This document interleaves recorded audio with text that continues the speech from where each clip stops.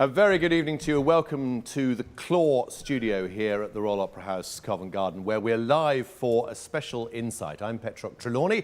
It's my great pleasure to be your host this evening. Our Insight is once again supported by Rolex. And this evening, we are going to consider the opera Werther, which opens here on the 20th of June.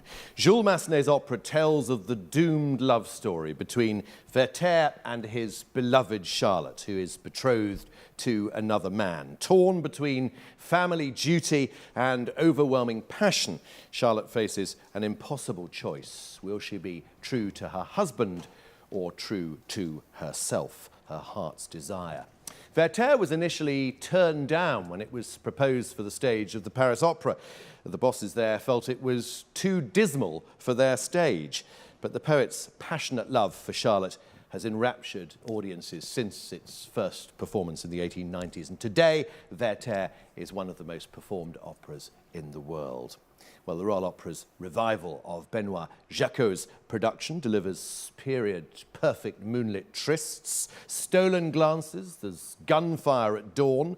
Massenet's score contrasts heady romanticism with elegant restraint. It'll be brought to life here by the Royal Opera House Orchestra, conducted by Sir Antonio Pappano. And he will be conducting an all-star cast, including Jonas Kaufmann and Aigul Akmetshina. Well, tonight we're going to go behind the scenes with some of the casts and creatives who are bringing Jacquot's production back to life on the Royal Opera House stage. First of all, let's hear a little of the music that has enchanted audiences for well over 100 years now. To perform Frère Voyer, please welcome two of our Jette Parker artists, chief repetiteur André Calligaro, and covering the role of Sophie, soprano Sarah Dufresne.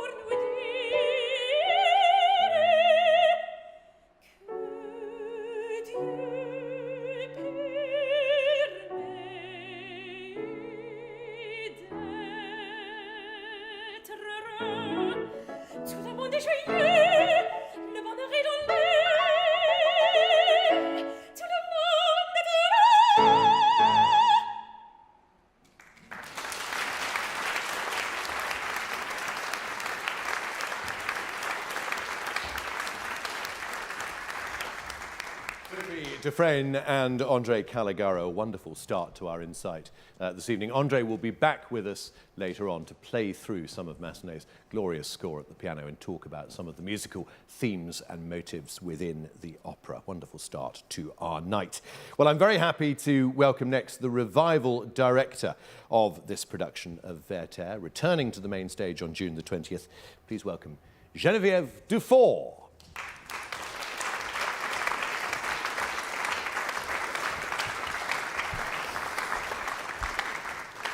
Hello, Geneviève. How are you? Fine. Good. Thank you very much indeed. Very much fine. Thank you for joining us this evening. It's wonderful to have you with us. You were, I think, Benoît's assistant director on the first production of this in 2004? Yes, yes. Well, I was there because there were assistant directors from the Opera House, much more present than I at that time. But I was there. This was the first time he directed an opera, Yes. I think. Yes, well, an opera on stage, yes, because he did a film on Tosca, 2000, with Papano directing the music for the recording at IMAI. And why did he want his... We should say a little bit about him. He's one of France's great film directors. Yes, it is. Introduce him to people who don't know his name. Well, he is what we call in France the cinéma d'auteur. Let's say French cinema. It's not, let's say, yes, it can be, at a certain point it was confidential, but he became much more known. And he made films that you haven't seen there, but which have a lot of success. Well, in the States, in Europe, they didn't come here, I don't know why. But it's like that. Was he someone who was always passionate about opera? Yeah, he was passionate about the music, yes, yes. And how did that engagement to come and direct Werther? Oh, Werther, it's because when he did Tosca, Papano was very happy with the way the shooting and the directing of the film was. It was a beautiful film, and asked him to do to come and do Werther.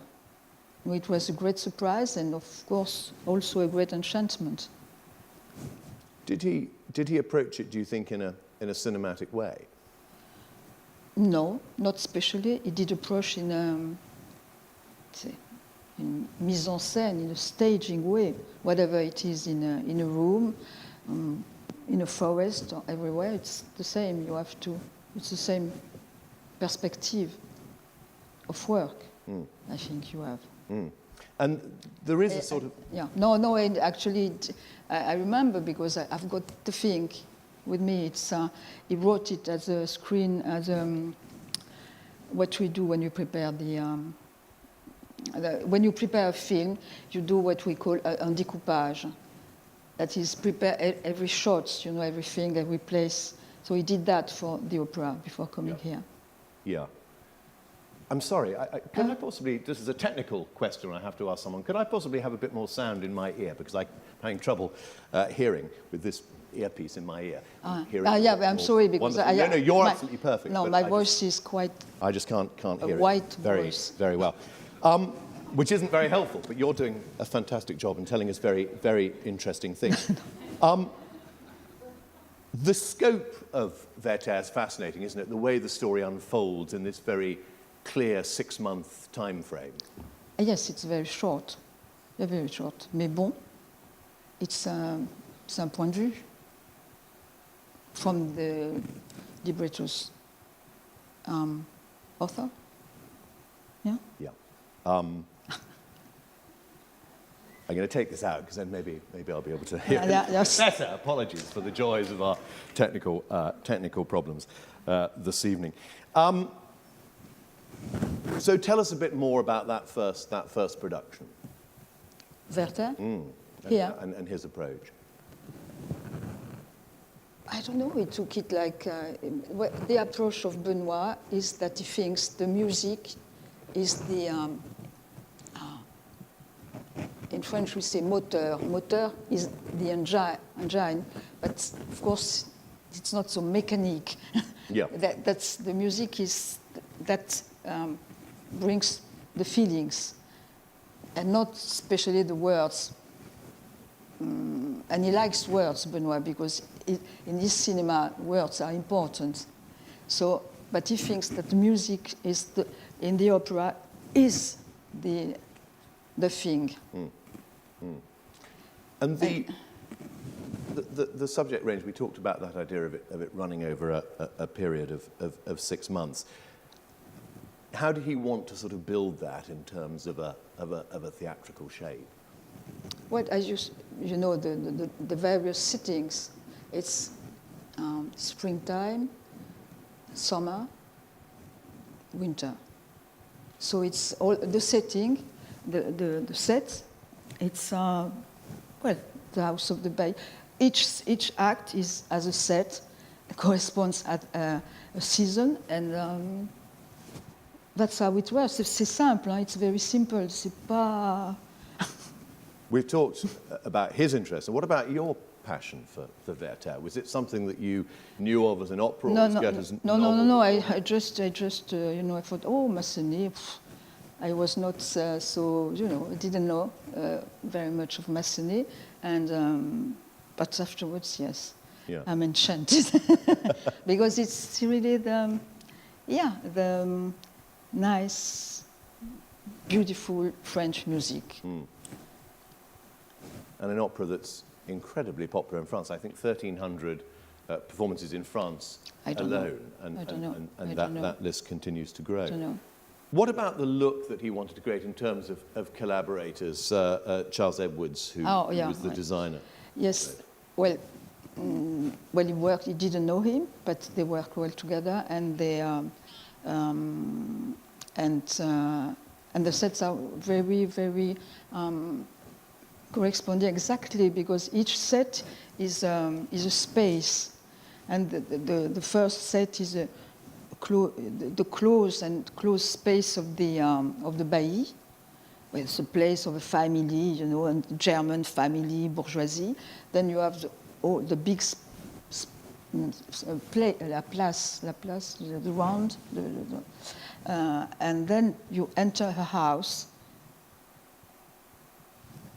which dark. It's getting darker, and then it's a room.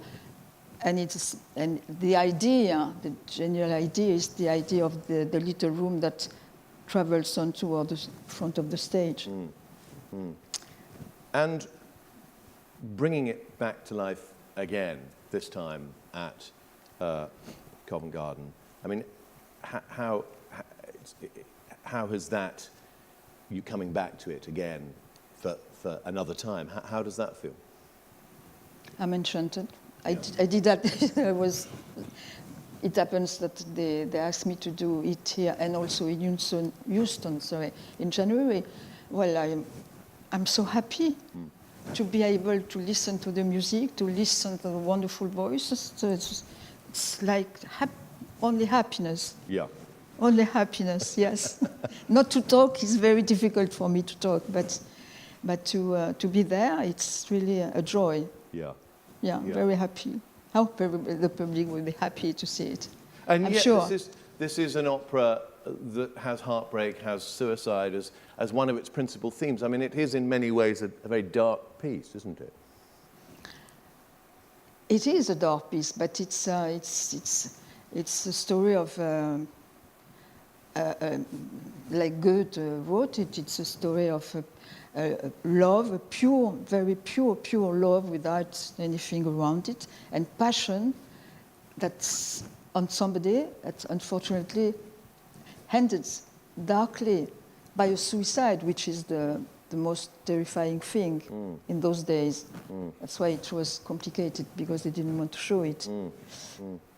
And it's interesting, isn't it, that when Goethe's novel was first published, that sort of Werther craze that yes. sort of became such a thing in Germany. Yes, in Germany and in Europe too. Le romantisme, etc. Yeah. And is it an opera you will ever tire of? Is it an opera you will ever tire of? You will ever... tired of... It feels from what you're saying that every time you approach it, it's a new work. It's been 20 years that from time to time it comes back. I myself, or the people? Well, both actually. You yourself and certainly the audience. No, and the audience know, because it's always the subject. I mean, it's a human subject. Why should it be? Even though it is it's supposed to be in German, 19th century, etc., it works all the time. Yeah. It's not that it is old times, old thoughts, all that. Story of love.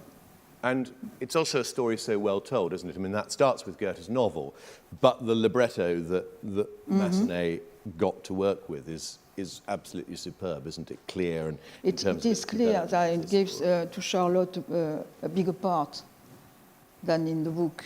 Yeah. So she has the chance to have those beautiful, wonderful arias. Ah, non.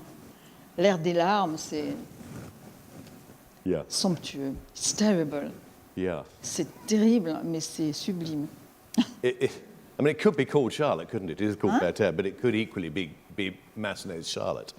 That could be the title of the opera. Her role is so key in it. Je comprends. The opera is called Werther, but Yeah. her role is equally important, and it could be called. Oui, yes, but yes, it could be. Nowadays, let's see. Allez, let's be in the air of the time, zeitgeist. Yeah. Ça pourrait être, oui, of Yeah. course, yeah. Well, but it's going to still, be- it seemed Yeah. le pivot. I don't know what to say. Pivot. What does Benoit say about the piece now? I mean, does he still take an interest in it? He's, I think, in his mid-70s now, isn't he? Is it a piece that will he come Yes. and see it here? Of course. But he's coming here, actually, so yeah, he will see it, of course. But he didn't. I'm surprised that after the success of it, he didn't go on and do. I think he did one more staged opera. Yes, he did Traviata in Paris, yes. Yeah. Yeah. Why not more? Do you think he found the form? It just didn't happen, and he was busy doing films. So, yeah, well, you know, it's- Fascinating talking well, about it. no, well, Thank you for Oh, thank you for thank you speaking to you. so interestingly about it, and apologies for me not initially being able to hear you. it's, But we got there. sorry, Geneviève Dufour, thank you very much indeed.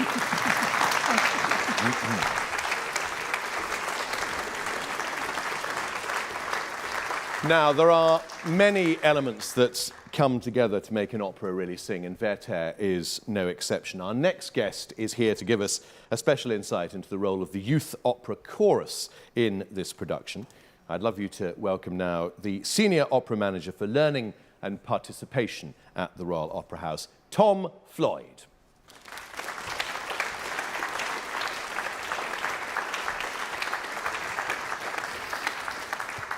Hello, Tom. Hello. Very good to have you with us. Tell us what the Youth Opera Company is. So Youth Opera Company is our in-house sort of talent development program for young people. It works, it's two ensembles. One is our Young Voices. That's a music program for 7 to 8-year-olds, sort of a training program for our main Youth Opera Company. And it's that Youth Opera Company that are starring in Werther. It's a program where young people can audition to join us for a whole year-round program of vocal training, learning languages, stagecraft, the whole kind of performing arts package. And it's an amazing opportunity to audition to be in Royal Opera productions such as Werther, as well as preparing their own operas that they perform in the Limerick Theatre as well. And how do you find the young people that take part?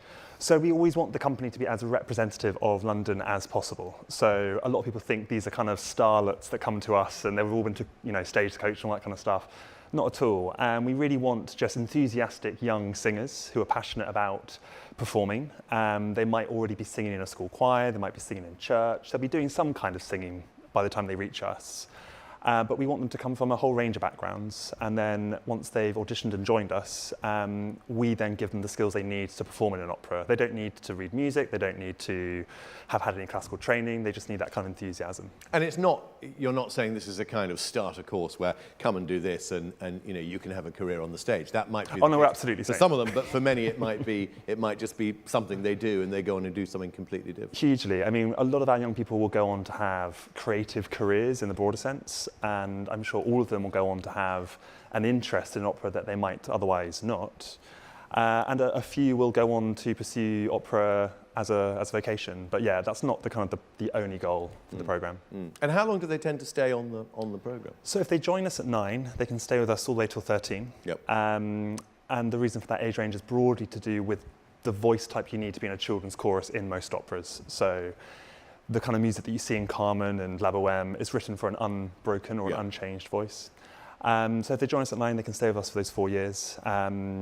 Some leave us before then, some join mid-programme, but yeah, they can do the whole lot if they wish. And is this a new way of getting young people to provide these children's choruses? I mean, is this the Opera House, if you like, being a bit more proactive about how it goes about casting? I'd say yes and no. I mean, if you think about it, people have been writing children choruses for as long as they've been writing opera. So in that sense, composers have always been interested in getting young people into their scores, which has meant that opera companies have always had to find children to perform in them. We would say that obviously it's an amazing opportunity for a young person to experience opera from the inside. So if you're thinking about how do you find that next generation of opera audiences, not just performers, lots and lots of studies show participation is a great way of actually forming a love with any art form. So in that sense, yeah. Yeah. So talk to us specifically about Werther and the role of the children in that. They play a really interesting role because, as you were touching on with Genevieve, the whole piece takes place over 6 months, and this idea of the seasons is so important. And the children actually are a big part of that, so that the whole opera opens with two of the main characters, Charlotte and Sophie, are actually 2 of 8 siblings in total, with the other 6 being played by children. There's also an offstage children's chorus. And at the very beginning of the opera, the children are learning this Christmas carol, this kind of French Christmas carol. And at first they're kind of larking around, they're sort of singing it very badly on purpose and all this kind of stuff. But it sets you, at first you think maybe we're approaching Christmas, then you realise, oh no, if you ever worked with young people, you start teaching carols in July because it takes you about that long. So you realise, yeah, they're learning this carol in the summer. Dramatically they serve a big purpose because the themes in the piece, the idea of how a sort of a friendly affection can turn into love and something more physical. You almost need to have the backdrop of the innocence of children to sort of understand where those kind of main relationships are actually moving. And then at the very end of the piece, so the children sing at the very beginning and then also at the very end, it's when Werther is actually dying at the very end of the piece and he hears the Christmas carol being sung on stage. And it's one of these kind of magical, dramatic musical moments where you hear this glorious carol being sung over the kind of incredibly dark ending of the opera. So it's the kind of juxtaposition of innocence and beauty and hope with a very sort of dark end for the main character. It's interesting, isn't it, that the number of operas that do feature children's choruses, romantic operas, and then a lot of 20th century operas. Obviously, we think of Benjamin Britten and his use of young voices.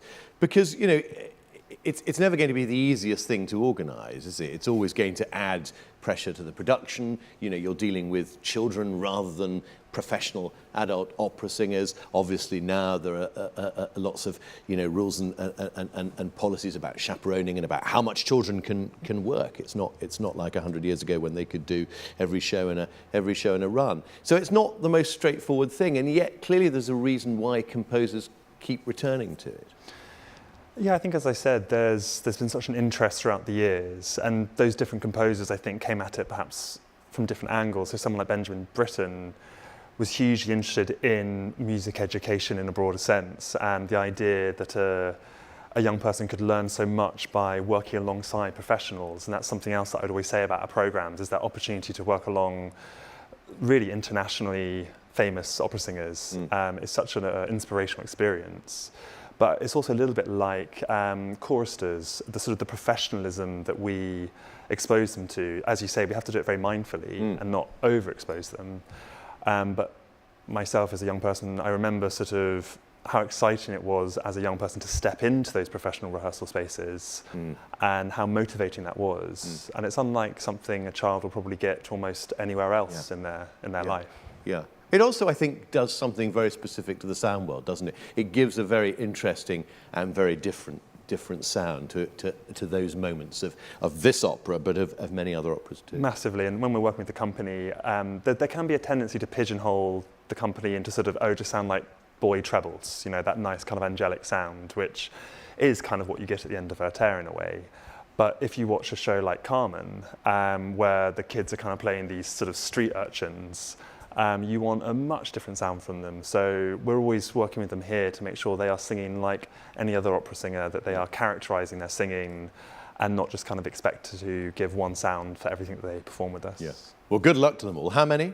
In the show, there's 6 on stage and there's 20 in the offstage chorus. Yeah. And how do you have one cast can do all shows, or No, we have multiple. They get very tired. Yeah. So we're talking what? How many kids altogether? It's about 9 children who are in the solo roles. Yeah. Well, good luck to them. And if you know any young people, we are auditioning at the moment. So do spread the word. If you Google Royal Opera House Youth Opera Company, do submit an application. Yeah, sounds like a brilliant thing. Royal Opera House Youth Opera Company, and you will get the details. And Tom is the man who is in charge of it all. Tom Floyd, thank you very much indeed. Thank you.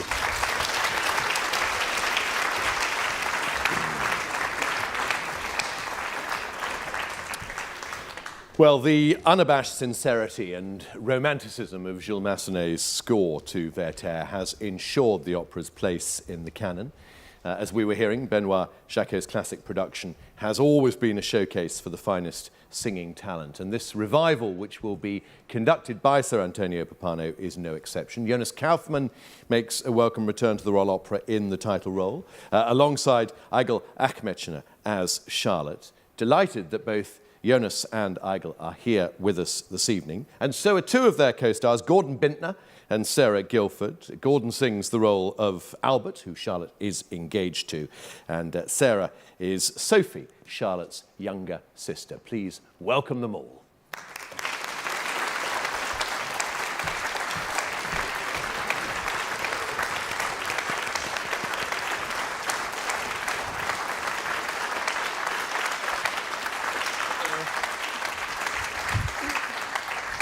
It's great to have you with us. Talk about where we're up to in the process. Sarah, you start. Have you been rehearsing today?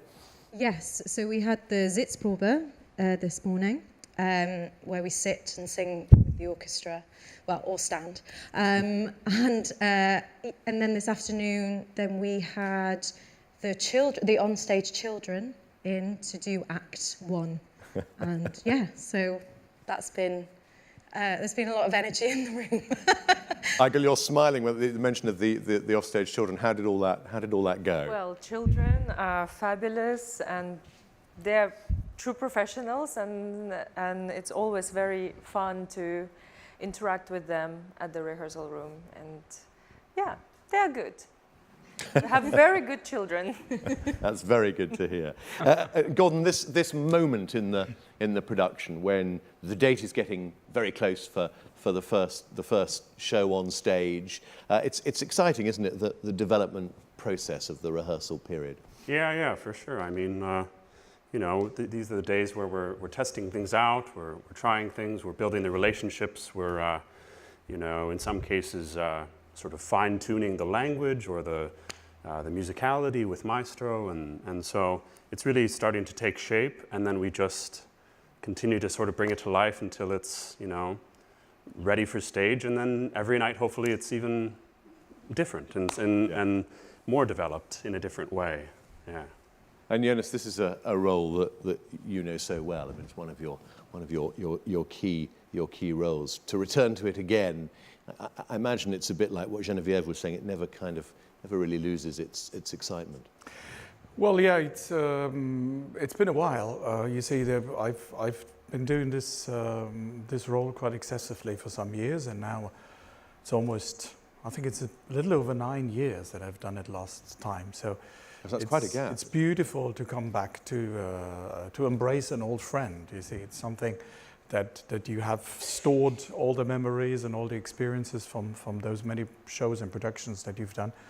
You've stored somewhere back there, but now you can look at it with a fresh new eye, and with maybe tools that you haven't had 9 years ago.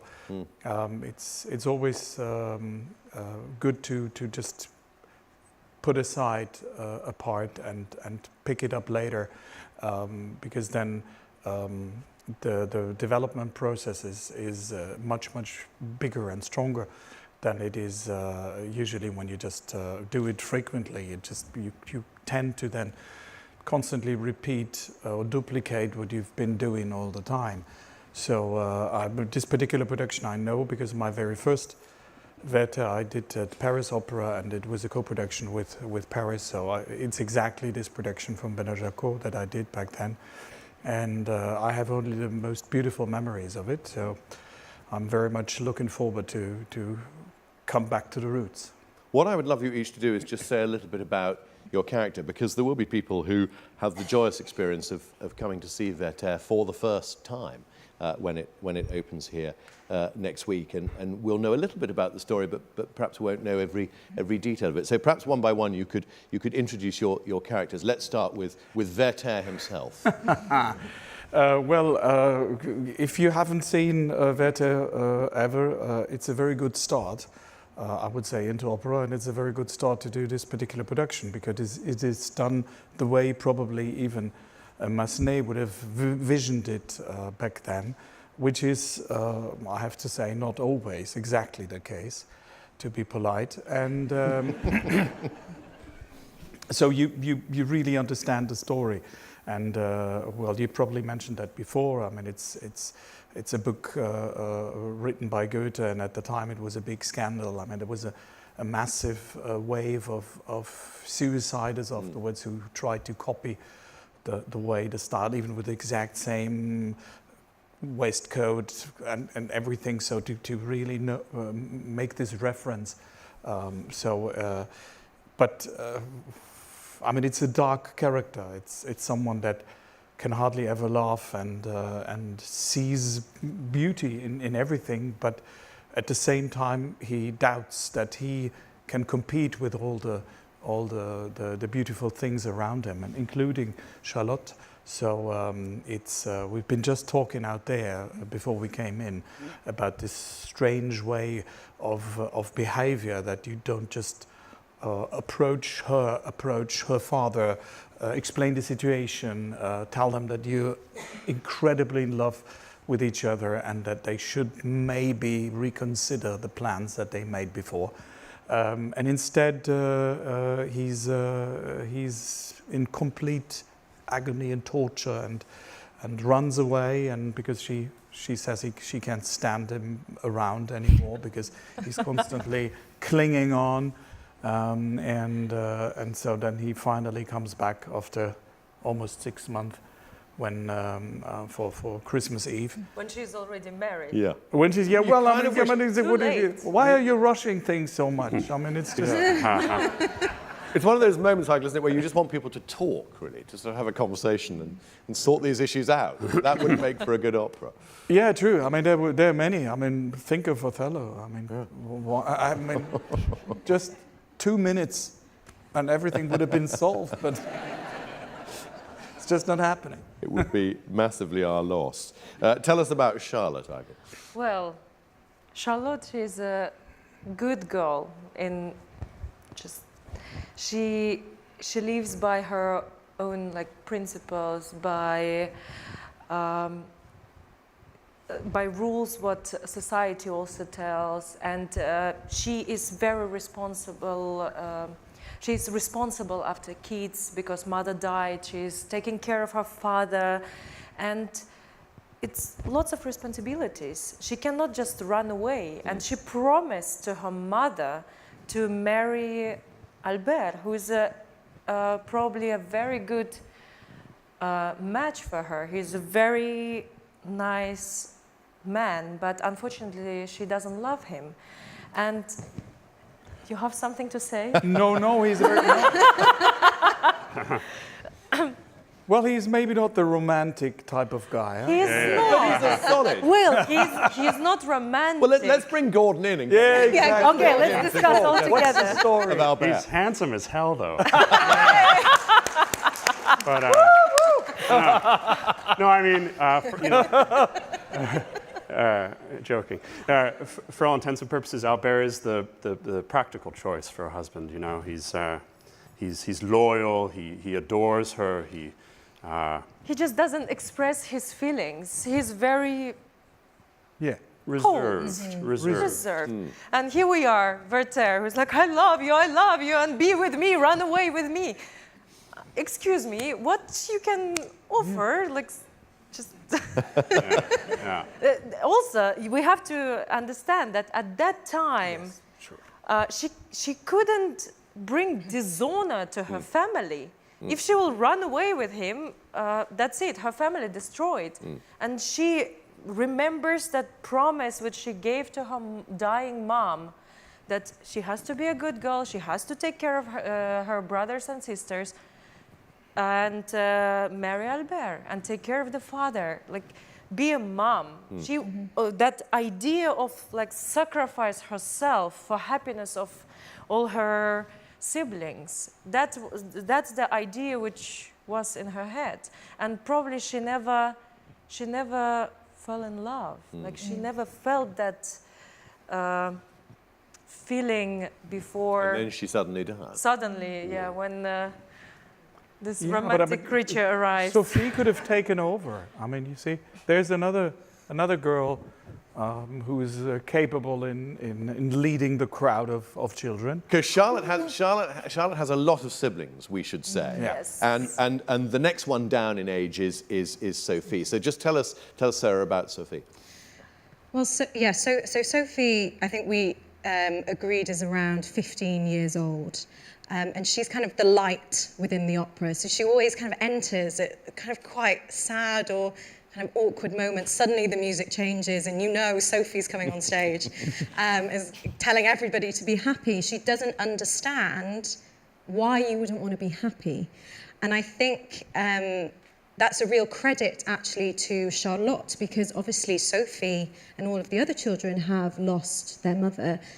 But I get the impression that Charlotte really stepped into that role instantly and kind of brought the family together. I always think, you know, deaths in families either break families apart or bring families together. And I think in this instance, this family is very close. And I can completely agree with Aigul saying that she would find it hard to kind of not follow through with what she promised her mother, because the family have been through enough, and she takes on this huge amount of responsibility and duty, and that is reflected within Sophie in how unfazed by sadness she is, because she's been so protected from it by Charlotte. Were you going to say something there about Aigul, more about Charlotte there? I think Sarah said already enough. But it's an interesting dramatic position, isn't it? I mean, it's not unique to Werther, but the idea of the sisters, the daughters, the women holding control with the widowed father standing in the background. Well, I think she was the spine of the family, which was she was holding everyone together. And it was also heavy for her to lose the mother, and she was just trying to find something very secure. And unfortunately, she could follow her feelings immediately, but I don't think Werther would be able to provide that Stability? Stability. All right. Because he's Do you disagree? Because he's very romantic. He lives in his dream world. And unfortunately, real life is not so dreamy and not always happy. And it goes like a roller coaster with ups and downs. And probably if she would run away with Werther, that would be end of Charlotte. And we would have another death in the opera, but it would be a death of Charlotte from, I don't know, from huge sadness. I mean, it's interesting because the sister's character is very clearly developed, and obviously Werther is the title character. But Gordon, Alfred is too, isn't he? I mean, he's a very important part of this story, Albert. Albert, yeah. I mean, in the beginning, he is the devoted fiancé, husband. He adores and loves Charlotte madly.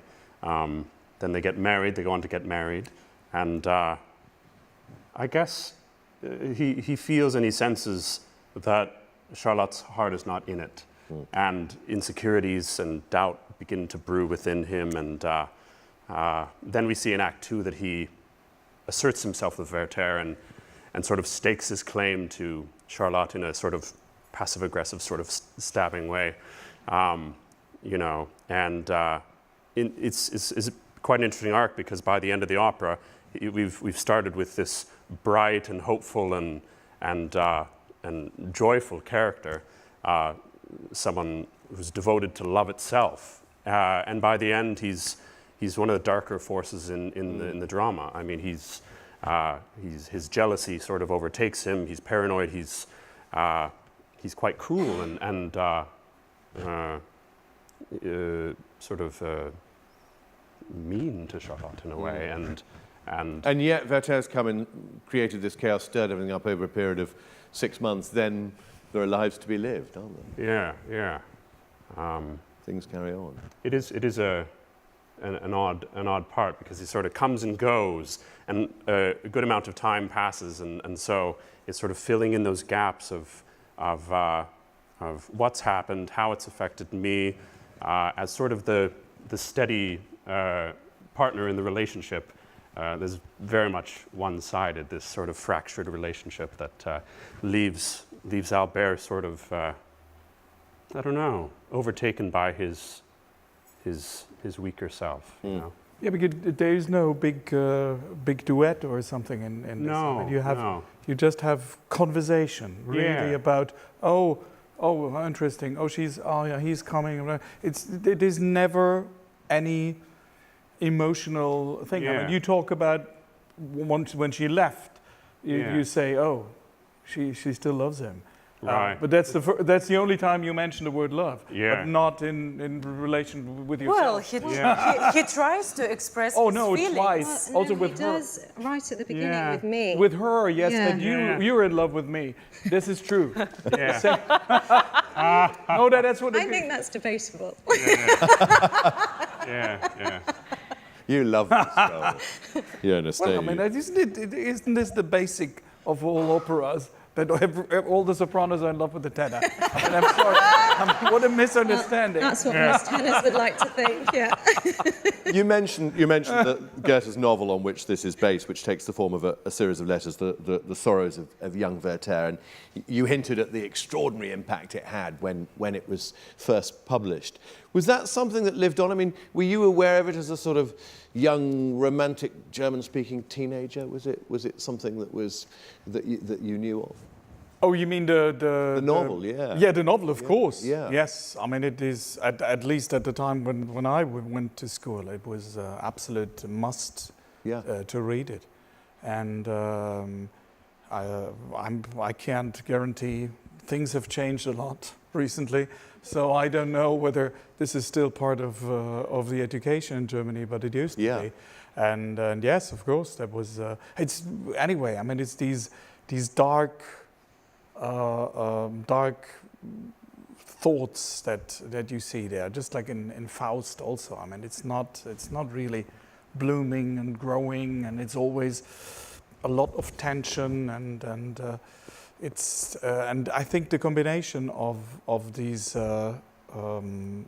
stories and these very poetic words with the French music of Massenet make complete sense. I mean, it's incredible to have this, because the French style is, at least at this period, was very rich and very wide in range. You see, whereas in Italian it was a lot of elegance. In Italy, in Germany, it was a lot of darkness and power. And in France, it was all the colors of emotions. And that's why also for the singers, for the characters, it's always tricky to say what kind of voice that actually is that demands to sing that part. Because you have everything. You have the most softest dolce phrases and this very flexible parts, and then you have it just goes up to the absolute massive sound of an orchestra, which is more Star Wars than French opera. No, really. I mean, and so I don't know. I mean, they never could decide when you would cast a Verdi part, for instance. You know exactly what you're getting. Here, you don't know. A little bit of everything. But this is, of course, what makes it also so interesting and so colorful. Gordon, sorry, you're nodding with you. I'm just agreeing. Oh, yeah, it is. Yes, I'm just agreeing. I mean, I can relate to that. I mean, it does require sort of the full spectrum of sound, emotion, and I mean, I can say that it's my first time working with Maestro Pappano, and something that is so inspiring is that he's so clear about what he wants with the drama, so clear about what he wants with the music, and they make perfect sense together. And it makes it easier for us, and he's here.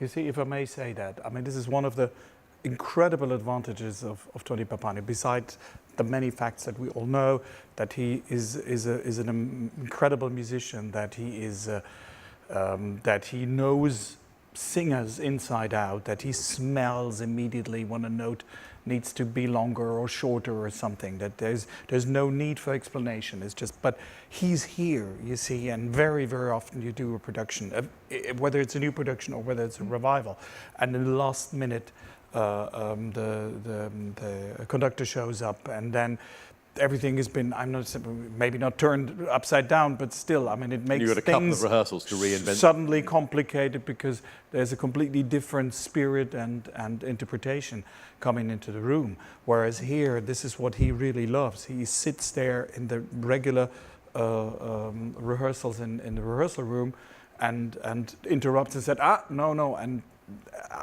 if you do these corrections at the beginning of such a process, it's so much easier to establish them. Whereas when you worked weeks and weeks and then suddenly someone says, no, it's completely different. Which must be incredibly frustrating for a singer as well. Well, no, it also depends, you see. I mean, it's sometimes it's just little things here and there, and sometimes it's a really big scale. I mean, I did productions where the assistant, when you ask him, is this really the tempo? I said, well, how do I know? Yeah.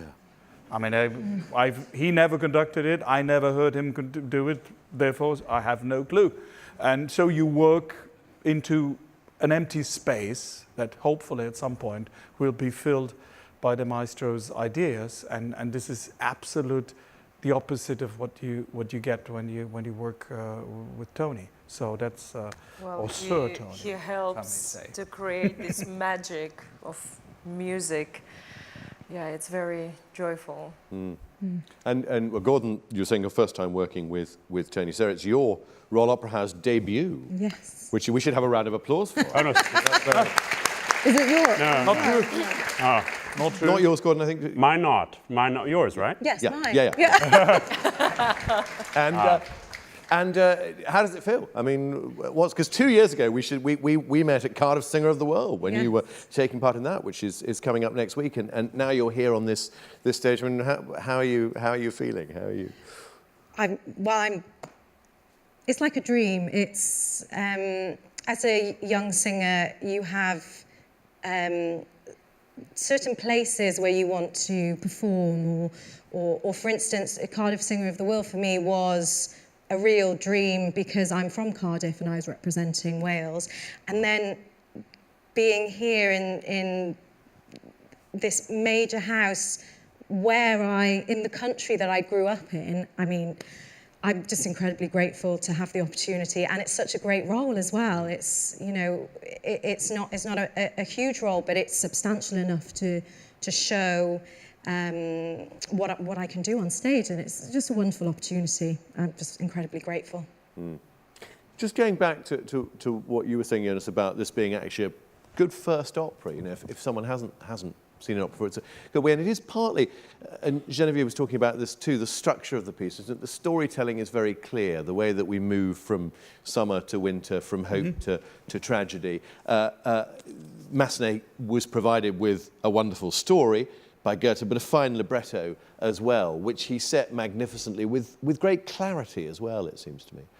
Absolutely. No, also in the French translation, it is poetry. I mean, and unfortunately, you don't see that all the time in opera. Some operas have the most amazing music, but quite a lack of good words accompanying it.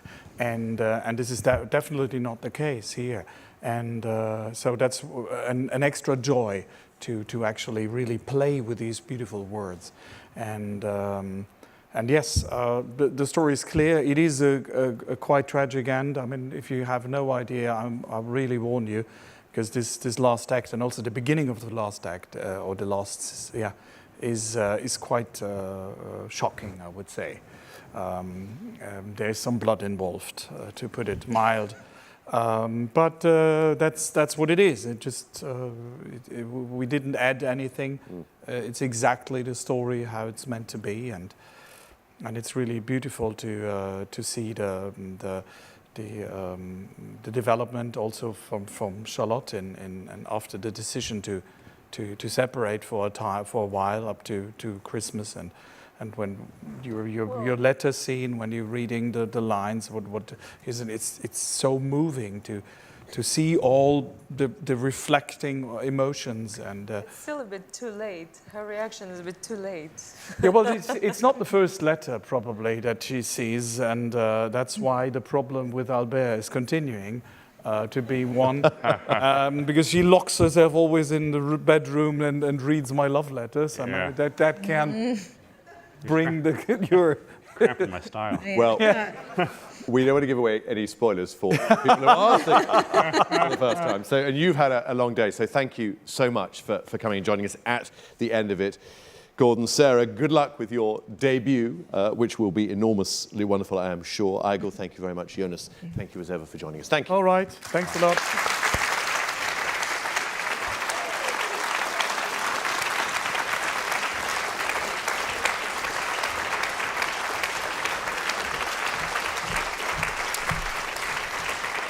Well, now, in Werther, Massenet weaves a story of romance and redemption through a score that brings in, as we've been hearing, complex characters and their powerful emotional states. We've heard that from the perspective of the four main roles in the opera. But let's talk a bit about the score.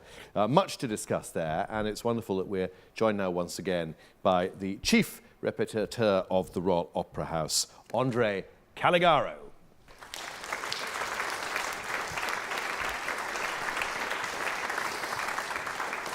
André is going to play piano for us very shortly and illustrate some of those musical themes, but we'll have a little chat first. Just tell us first of all about the role of chief répétiteur. What is the job? Well, thank you so much for introducing me as the chief répétiteur of the Royal Opera House. I'm not that. I'm sorry, I promoted you. But that sounds great. I'm part of the Jette Parker Artist Program, which gives young singers, conductors, and directors an opportunity to do the job that the people that are further along their careers also do. And so my part is doing that in the music staff of the Opera House. And the chief répétiteur is the one pianist that plays mostly for the production calls of where the stage director is putting everything on stage and adding the action to the music. And usually in longer production periods, like new productions, we always have more than one pianist, so we can work in parallel with covers, or we can split for dancing calls, or if someone is ill, it's important that someone else is there. In this case, I'm the only pianist because it's a shorter production period. We're already open 2 weeks from today. Yeah.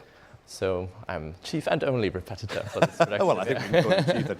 So how much time do you spend individually with singers, or is it all done with everybody together? So in this particular house, we don't have fixed singers. That most of the singers that sing the roles are guest singers, so they come already prepared.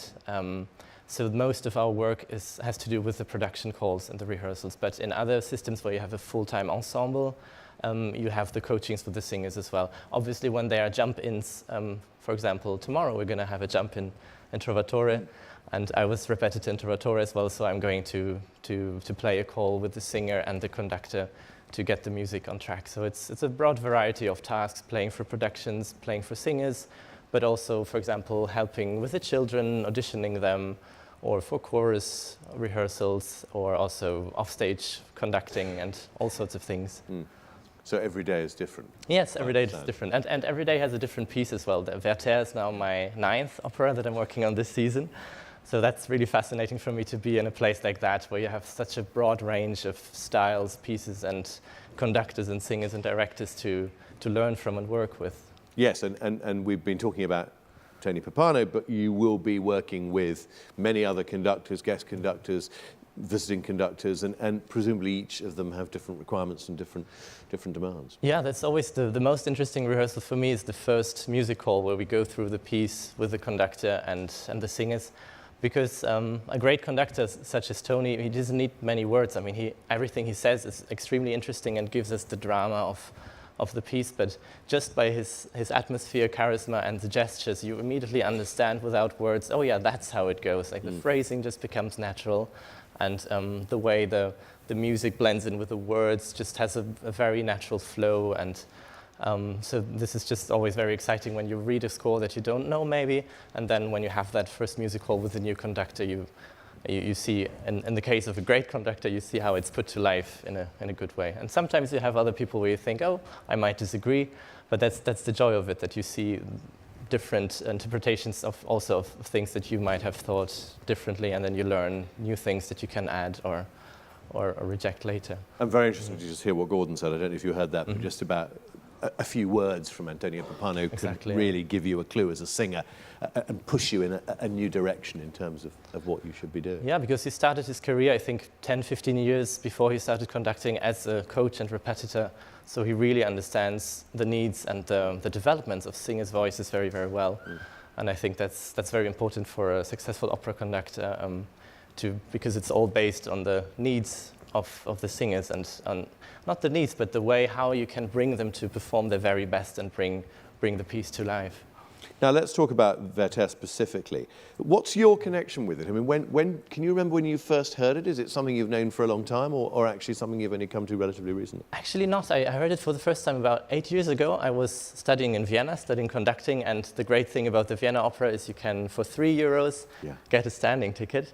You have to queue up for some time. So I spent, 4 days a week queuing up for operas I didn't know, because I studied earlier in a very small, tiny city in Germany, which didn't have many operas. So I was there for 4 months, and I saw 30 or 40 different operas. And So it must be like Christmas come when you got to Yeah, Vienna, exactly. You suddenly just see the schedule, and I can get all this for €3. So Werther was one of those, and it immediately fascinated me, the broad range of emotions and psychological states that the score is picturing. It's just incredible. It's this kind of verismo style where you immediately get what is written. You don't have a style that embeds the music, but every moment is just exactly what the people are living, and the developments that happen in the mental states of the characters are immediately shown in instrumentation and musical development, and that's really fascinating in that piece. And the variety of scale within the work is interesting too, isn't it? I mean, I think Jonas said Star Wars, didn't he, at one point? But the vast scale of some of the orchestration and the impact of the full symphony orchestra, but then these wonderful moments of intimacy and tenderness. Exactly. This morning we were listening to the Sitzprobe, and just these moments when you have a single harp accompanying Kaufmann's aria, Pourquoi me réveiller, or the full broad range of orchestra when he's about to die and things like that. It's just fascinating, the different colors that he can play with. It's quite rare for other composers to achieve that range. He was a mature composer when he wrote this. He'd written other operas. He was very successful. I mean, I think sometimes we forget how successful and how celebrated he was in France in his lifetime. He was a sort of it's true. cult figure. I think he wrote more than 30 or 40 operas. Many of them are already forgotten or not performed. Really, only a handful are still done with any regularity. And by the time he was writing Werther, he was one of the most famous French composers, and his fame decayed a little bit towards the end of his life. I think Werther was the last very popular opera, and I think then 10, 20 years after his death, people started to rediscover his works, and Werther with Manon is still one of the most performed operas of the repertoire in total. But clearly by the time he wrote Werther, he was a man who had an innate understanding of theatre and of writing for an opera orchestra, writing for voices. Yes, he was actually also teaching at the Conservatoire de Paris, and he was very influenced by Ambroise Thomas, but also by Wagner. and Berlioz, so he really knew orchestration very well. In fact, something very interesting in this score, there are two instruments that we rarely have in other pieces. There's the saxophone, which then later isn't used very much in operas, which brings like a different quality of sound. It's like a clarinet and a brass instrument would have a baby. It has this mellowness and roundness of the clarinet, but the power of the brass, and also the cornet, which is a different kind of trumpet that gives a different kind of softer and more indirect color than the trumpet gives. So he really used all the forces that he knew of. And does that mean a saxophonist has to come into the orchestra? Yes, exactly. It's an extra. It's an extra part. Yeah. Well, we talked about it. Let's hear some. So, just explain what you're going to do. You're going to sort of walk us through some of the highlights of the. Yeah, I'm just going to show a little bit of how because the fascinating thing about that piece is how every character has a very specific, unique musical language, but also the things that happen are pictured very beautifully. So we don't have much time to go through all the piece. I'm just going to show you a couple of moments and talk about the individual characters. And then we're going to hear one of Werther and Charlotte's duets. In the end, we will hear the end of Act 1, which is the Moonlight duet. I'm going to show you some of the motives as well on the piano. The piano is yours. André Caligari, repetiteur on this production of Werther here at the Royal Opera House. Yeah, so Werther is a very passionate character, but he's also very troubled in a way. He has a wild drive, and it's almost like manic, and we hear it in the orchestra. At the very beginning of the piece is his music, but I'm going to show something in the beginning of Act 3, which is actually the same music. But we have Charlotte first, who is this very pure, loving, and gentle, and thoughtful person, very much devoted to her duties and commitments, and she sounds like this.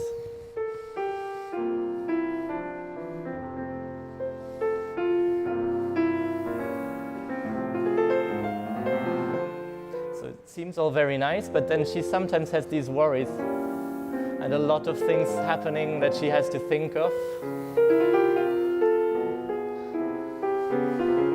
Since her mother died, she had to take care of her 7 other siblings, and so she's always growing up with that sense of duty and responsibility, and everything that happens she has to solve, and she has to make sure that everyone is happy in the family, and that's very much shown in the music.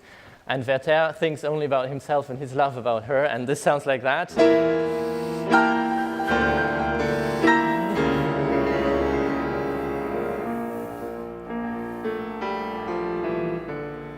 And this is interesting. That is actually Charlotte's scene. It's her letter scene where she's reading all the letters she's been receiving from Werther. So we hear her motive, but she's thinking of Werther all the time and reading his letters and getting into his mindset. It's a little bit. He's a very good manipulator as well. He always manages the way that she constantly has to think of him, and even after he shot himself and she's there with him, he says to her, "Look, you have to bury me in this specific grave, and then you have to come visit me and you have to cry for me." So even after his death, he wants to make sure that she's always thinking of him. And we hear that in the music that starts with her motive, but gets darker.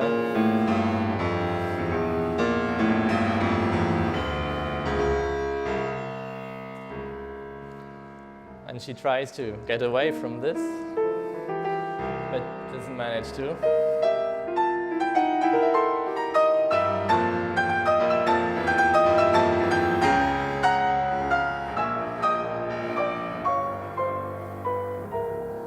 Also, these chromatic lines are very typical for Werther. He just keeps thinking of things, and it doesn't resolve anywhere. It just keeps changing and moving, and he doesn't know where to go. And maybe here, no, that's not a solution, and we never get a solution. It just stops, and then her music comes. So this is more the negative side of him that we see in the piece. But he is in love with her because she is so pure, and for him, this whole scenery that we see in the beginning of Act 1, the kids singing the Christmas carol, which is like that.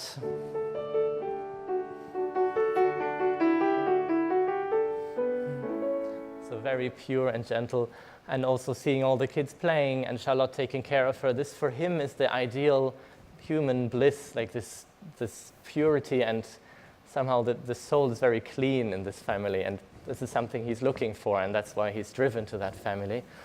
And we see this village life of the 18th century is very harmonically simple the way he writes it in the music. It's just tonic, dominant, and mostly C major. We have the people going to the pub.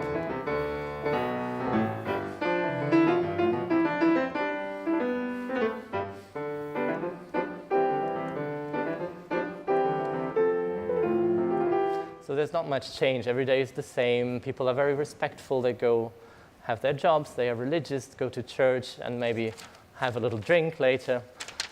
That's when they're singing Vivat Bacchus. And you can see it's very simple harmonies and ends in a C major horns.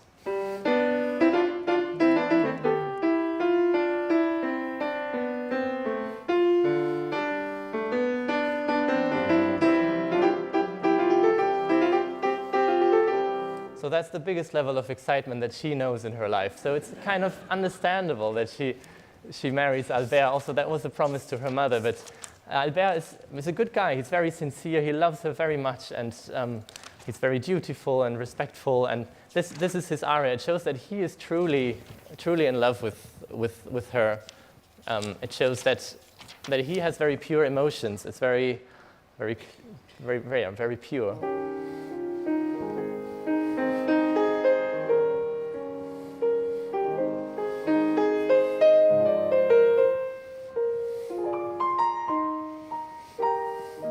But he himself already feels that something is maybe not right, because before that, he is talking to the sister of Charlotte, like, maybe will she still love me or not? And this comes this way.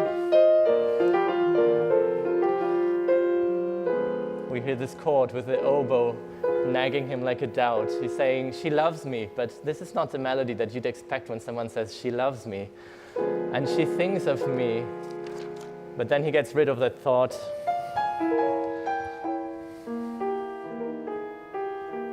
And finally, this is then his pure love. But the way he's described is actually quite funny to me by his colleagues and friends. It's a very simple and almost boring way to say it's only two harmonies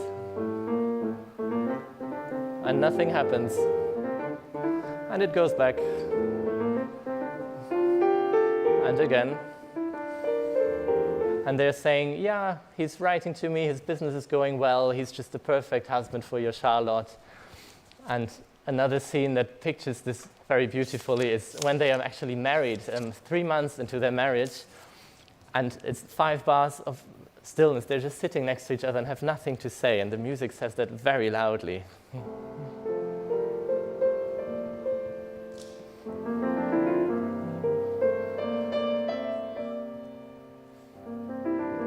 And again, no one is speaking. And then he says, 3 months. So this is 3 months that we are together. And again. And it's quite funny to us, but if you are in that situation, just like knowing, okay, you have to spend this whole life with that person, and what have you done? And this is Charlotte's, and he asks her, so are you happy? And she goes, well, a woman that is married to a respectful man, why shouldn't she be happy? And she ends in this chord. So, yeah, that tells you already everything. And in contrast to that, the first time that Werther appears, he has all these different harmonies. He has these chords, like minor 7 and cello solo and harps.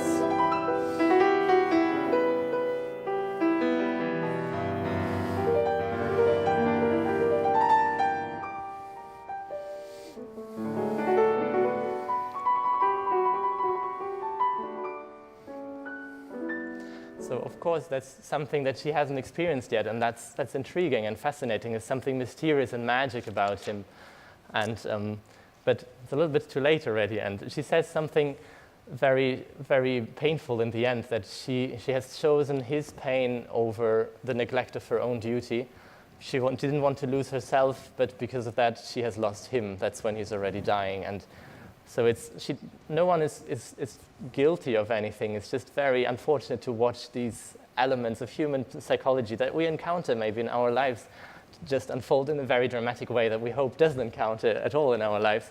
But that's why these pieces are so fascinating, that they just show us a part of of ourselves and how we might be related to those characters that are then brought to the extreme, and we're happy to stay in the audience and watch them. But maybe we can learn something from the natural humanness of that. So let's actually hear something. I'm going to just show you quickly what we're going to hear soon. We have the covers of Werther and Charlotte that are going to perform as the end of Act 1, which is the moonlight walk they're having. It's a clarinet melody with a nice moonlight shadow of a violin solo. And they are walking arm in arm. Who wouldn't fall in love with that? And she says to him, well, we arrived home, I have to go now. And he said, what do you mean, to go to sleep? I don't care if it's night or day. I just want to think all the time about you. And she said, but you don't know me. And yes, I know you, I've seen you, and you're the most beautiful woman of the world. We all know these people. And then she talks about her life and how her mother died and how it was difficult for the kids to deal with all this. But he doesn't really listen. He's just in his world, dream, ecstasy, and happiness. And I would give my life to just keep looking at you all my life. And in the end, they are interrupted by the father saying that Albert is there. And she has just forgotten that little detail that she's already engaged. And Werther, understandably, is not amused. But he says to her, OK, you follow your promise and go marry him, and I'm going to be fine. But he isn't fine, which the music tells us. We have this. This is how it ends in Act 1, this pain that he leaves. He's left alone by that. So enough words. Let's hear Amar Muchala as Werther and Gabriele Kupschite as Charlotte with the steward.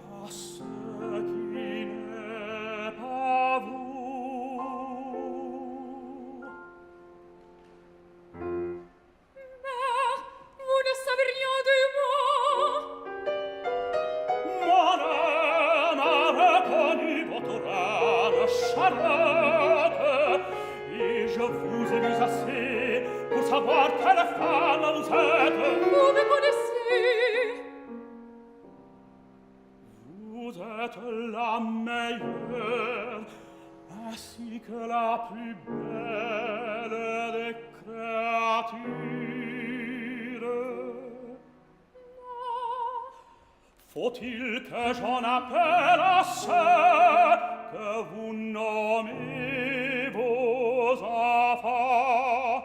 Hélas, oui, mes enfants. Vous avez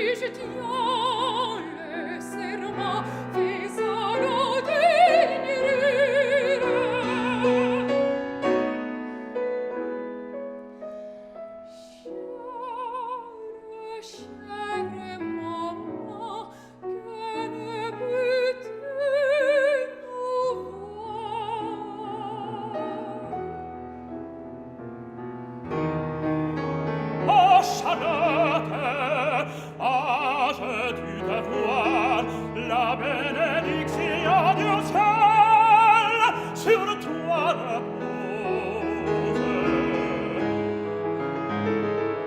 Si vous l'aviez connue, oh, la cruelle chose de voir si parti, si comment des plus chers.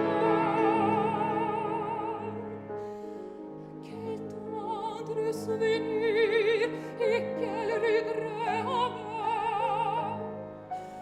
Pourquoi tout est-il périssable?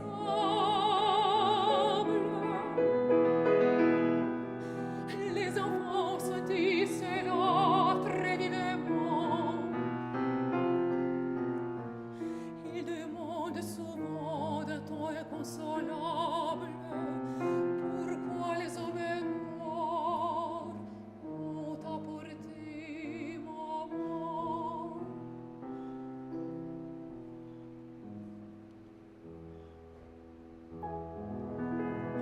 Rêve, extase, bonheur, je donnerai ma vie pour garder à jamais ces yeux, ce flot chagrin, cette bouche adorable, y tonnerre et la vie, Satane la Satan, les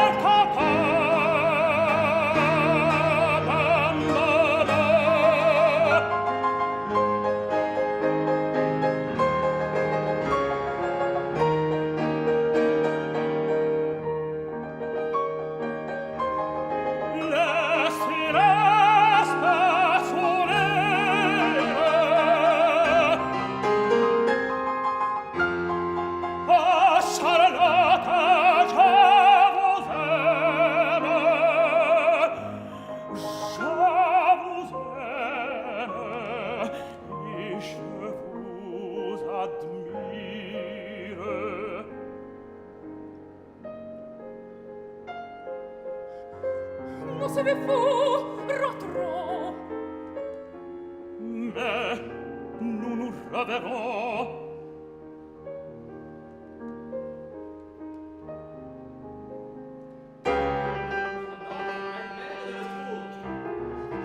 Albert, Albert,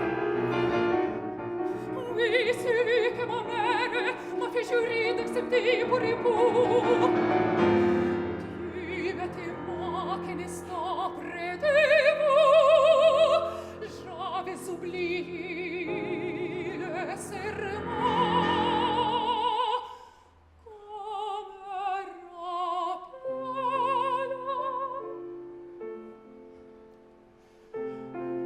à ce serment, restez fidèle. Moi, j'en mourrai, Charlotte.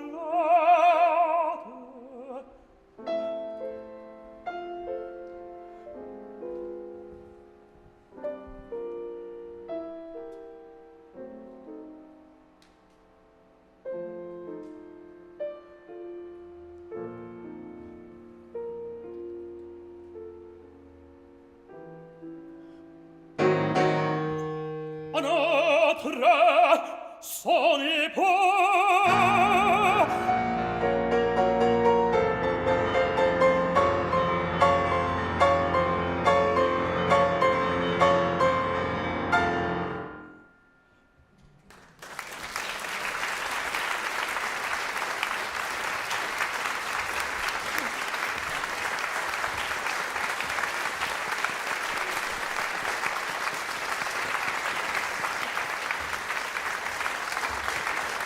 Thank you so much, Gabriele Kupchita singing Charlotte and Amar Muchala as Werther at the end of Act 1 of Massenet's opera Werther. Thank you too to André Caligaro, who is chief repetiteur on this production of Werther, and thank you for on this production for now. And thank you for talking so beautifully about the music and illustrating it as well. Alas, that's all we've got time for in our Insight this evening. Big thanks to everybody who joined us here at the end of a long day of rehearsal here in the Claw studio. Thank you to our wonderful audience here in London, and thank you to you wherever you're joining us around the world.